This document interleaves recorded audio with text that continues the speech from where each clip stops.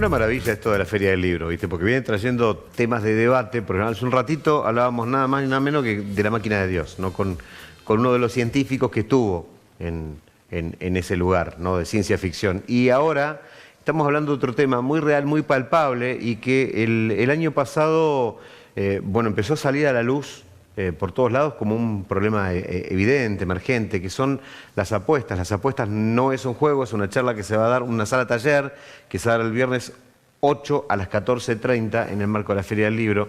Y estamos con uno de sus expositores, con el doctor Juan Manuel Mastrolli. Bienvenido. Buenas noches. Gracias, buenas noches a todos. Bueno, qué cosa, ¿no? Esto de las apuestas, digo, ¿hasta dónde? Este debate en Junín estuvo mucho tiempo, era bingo sí, bingo no, y si es o no bueno o malo. Hoy en día este debate se ha trasladado a los medios digitales, ¿no? Por una lógica evolución de absolutamente todo. A las plataformas, totalmente. Ya los casinos físicos siguen existiendo, existen las ciudades casinos, los países como Macao, estados dedicados sus economías al juego, Mónaco. Pero bueno, hoy el juego online es la vedette. Si se quiere, como otro fenómeno pospandémico, ¿no? La pandemia trajo muchísimas consecuencias, buenas, malas, más allá de lo malo que fue en sí misma, pero todo lo virtual, incluso hasta nuestro trabajo, repercutió en cuanto al uso de lo digital. Voy a hacer como una especie de paréntesis. Nosotros hoy trabajamos con causas digitales directamente, de cero papel. Y bueno, el tema del confinamiento llevó a que adultos y niños se volcaran a las redes. Y en las redes, como quizás digo una perogrullada, pero hay cosas buenas y hay cosas malas, y el uso se le puede dar un uso bueno, como se le puede dar un uso malo, intensivo, perjudicial o excesivo. ¿Y cuál es el tamaño del problema, y sobre todo de adolescentes, niños, utilizando las plataformas para jugar? Enorme. Hay estadísticas que dicen, que hablan que 7 de cada 10 adolescentes, vamos a decirlo así, adolescentes, estamos comprendiendo edades de 12 a 18, tomando el límite de 18 años, porque obviamente el juego está prohibido para menores, a partir de los 18 está habilitado. 7 de cada 10 ya han probado o han jugado en alguna plataforma digital. Tenemos que distinguir también el fenómeno o la patología de la ludopatía del juego por sí mismo, pero estamos hablando siempre del marco de lo ilegal. O sea, plataformas legales o ilegales para menores de 18 años, obviamente, está prohibido por la ley. Esto ilegal. ¿Y hasta dónde, uno se pregunta, ¿no? ¿Hasta dónde sirve prohibir o permitir? ¿Hasta dónde se puede vigilar? Digo esto más que nada por una cuestión pragmática, o sea, digo, experiencias, bueno, no sé, la ley seca en Estados Unidos o algunos experimentos que se han hecho con otras drogas lícitas, ilícitas, etcétera, que terminan generando todo un mercado negro o todo un deseo y sobre todo en el adolescente, de transgredir esa regla de pasar el semáforo en rojo. Es difícil la respuesta a esto, porque parte, si se quiere, hasta de concepciones las que hay que estar a favor o en contra de si el juego legal debe existir o no. Hay países que no hasta hace poco tenían el juego totalmente prohibido, el juego sea en lugares físicos como en plataformas digitales. Traigo por ahí el ejemplo de Brasil. Hay otros países en el mundo, bueno, Corea del Norte por ahí no es un ejemplo de muchas cosas, pero había países que lo tenían absolutamente prohibido. El problema es, sobre todo, creo yo, que el juego es una fuente de ingresos enorme. Y acá sí yo creo que uno podría hacer una especie de crítica, crítica no ni buena ni en el mal sentido, digamos, usar el análisis crítico.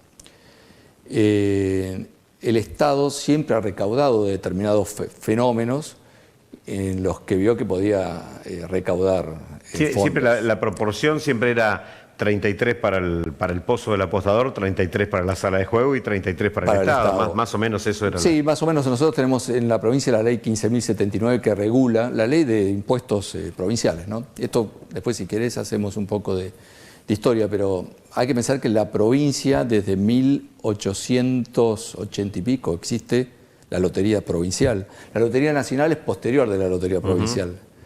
Pero bueno, lo que quería por ahí es centralizar la idea en que el Estado capta esos fenómenos, porque esto también la gente lo debe saber, los cigarrillos, la nafta, que no es algo perjudicial, pero es algo hiper necesario, el alcohol, el juego, son las cosas que más grabadas, con los que más recauda el Estado.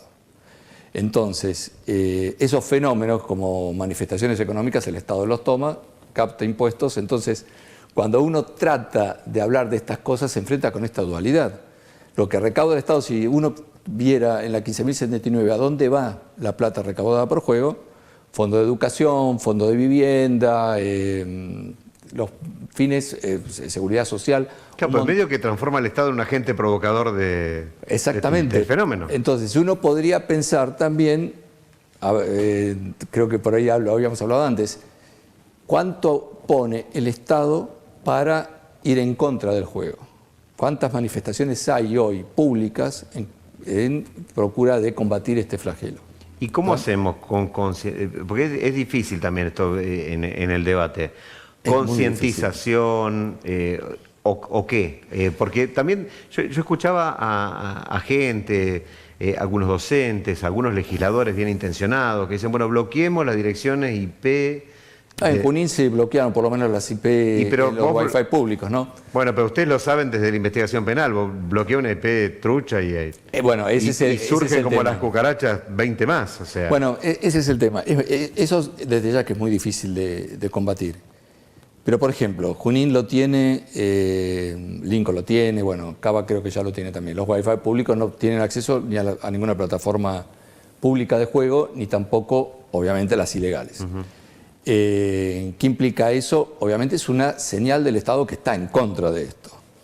Ahora, si alguien después por atrás va y hace jugar o juega en su casa, etcétera, etcétera, no, es muy difícil de prevenir. Pero creo que lo que sí tiene que marcarse es una política del Estado, en el sentido que esto no lo vamos a permitir.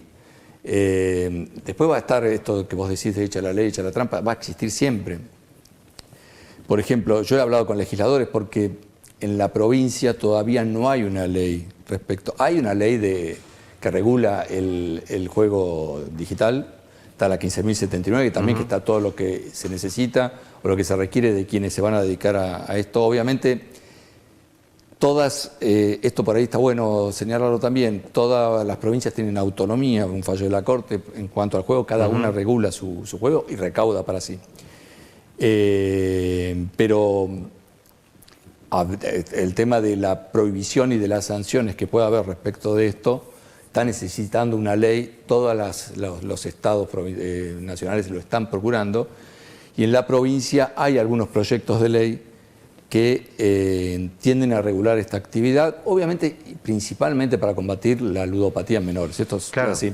A ver, queda claro. Nosotros, el juego no oficial es un delito. Eso es la primera premisa que tenemos que tener, que el Código Penal, el 301 bis, es delito. Después tenemos los dos problemas: el juego de menores en plataformas oficiales y el juego de menores en plataformas ilegales, y el juego de mayores en plataformas ilegales, vamos a decirlo así, que el Estado persigue, obviamente, porque es ilegal, el juego está legalizado, está monopolizado por el Estado, claro. Y eso es porque es ilegal y porque es una competencia, las dos cosas. Exacto, sí. Es una competencia, sí, habría que ver, yo eso no lo tengo bien en claro, cómo está estadísticamente afectando las arcas de la provincia el juego ilegal o las plataformas oficializadas. No quiero dar nombres, pero cómo compite algunas de las que están en la camiseta con la lotería de la provincia, ¿no? Y te pregunto esto porque seguramente lo habrás investigado en todo esto. ¿Cómo le va a los Estados Unidos, que apuestan por todo? Porque el otro día veía que había apuestas por quién ganaba la presidencia. O sea, apuestan por absolutamente cualquier cosa. Acá en Argentina estaba estrictamente en un tiempo prohibido, que ahora están permitidas, Ahora están permitidas las apuestas deportivas, pero ahora ya están hace permitidas. añares que... ¿Y cómo influye eso en la adicción al juego, en la ludopatía, en los Y problemas? bueno, justamente, si uno amplía el marco legal o ilegal de lo que se puede apostar, las apuestas van por ese lado. El que tiene instalado el vicio va a ir para ese lado. Y se complica, ¿no? Y se complica muchísimo, pero yo no quiero, a ver, como Fiscalía y como Poder Judicial, y en mi caso como la cabeza del Ministerio Público Fiscal, nosotros, no voy a blanquear mucho, estamos haciendo nuestras investigaciones, vamos a dejarlo ahí, no podría hablar más respecto de ese punto, pero el tema de cómo combate el Estado este tipo de flagelos, diría yo, la ludopatía y el juego a menores. Repito, el juego de cualquier tipo de juego de azar en menores está prohibido, es cómo lo combate el Estado a partir de su monopolio, vamos a decirlo así. Si vos me preguntás, es una batalla hoy que se está iniciando, se inició tarde, ¿tá? Porque si hablamos de pospandemia, es un fenómeno que lo estamos... hay tanto para decir este tema, a mí me entusiasma mucho hablar de esto, pero ver cómo se instalan los temas en los medios y cómo los van tomando las instituciones también. Porque si vos podés reflexionar de cuánto hace... Yo me acuerdo del tema de bingo de Junín, el tema del Banco Junín, bueno, todo lo que se hablaba de dónde se iba a instalar, etcétera, etcétera, y toda la movida que hubo, incluso para que no llegara acá. Que era como un fenómeno ya mal visto instalar una casa de juego. Ahora, ¿cuánto tardó en instalarse el tema del perjuicio que genera en la juventud o en los adolescentes el tema del juego? Tardó bastante. Tardó bastante, sí. Tardó bastante. Y las reacciones son, yo te diría, hasta tibias. Y en esto me hago cargo incluso de manera personal, no podría decirlo tanto de manera institucional, pero yo entiendo que el Estado tendría que estar muchísimo más presente en este tema. Estamos en pañales ya, e incluso la idea que quería traer era, hablando con legisladores, había proyectos que se iban a presentar en provincia, y ahora te digo a qué apuntan los proyectos principalmente, que todavía no fueron tratados. Había un proyecto de senadores, uno de diputados, se trató de hacer un proyecto único en el cual todos los bloques estaban de acuerdo y todavía no tomó estado parlamentario. Claro. Parece medio loco. Da mucho la idea también de que surge un tema en las noticias o capta determinada atención de la gente. Los padres se preocupan, los ven como eventuales votantes y salen rápidamente a correr atrás de un proyecto, pero antes no estaba muy pensado. Por lo menos no por todo, debe haber alguno que seguramente es muy trabajoso. Pensado. Acá hay una cosa también demasiado compartida entre lo que se habla de... O sea, acá estamos...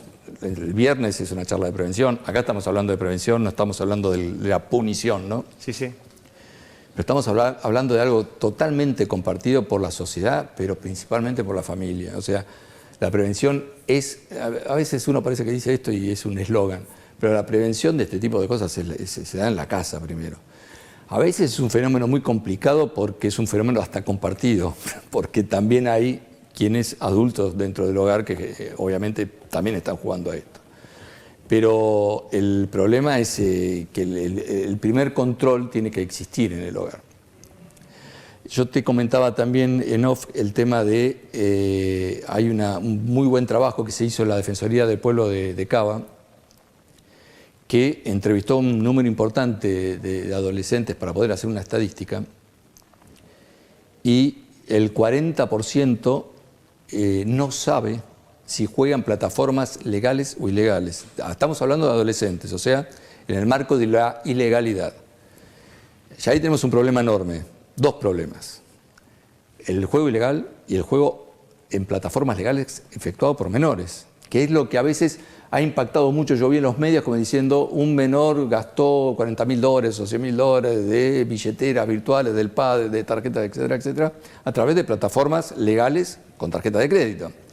O sea, ¿cómo llega un menor a jugar en una plataforma legal o la que llamamos bet.ar, vamos a decirlo así?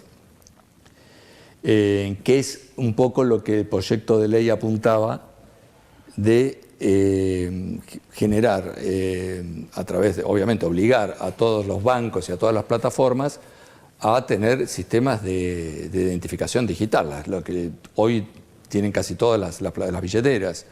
Hay un sistema de identificación digital generado por Nación, el CID, que todo el mundo lo puede ver. A ver, si se saca una cuenta de Mercado Libre, se registra biométricamente.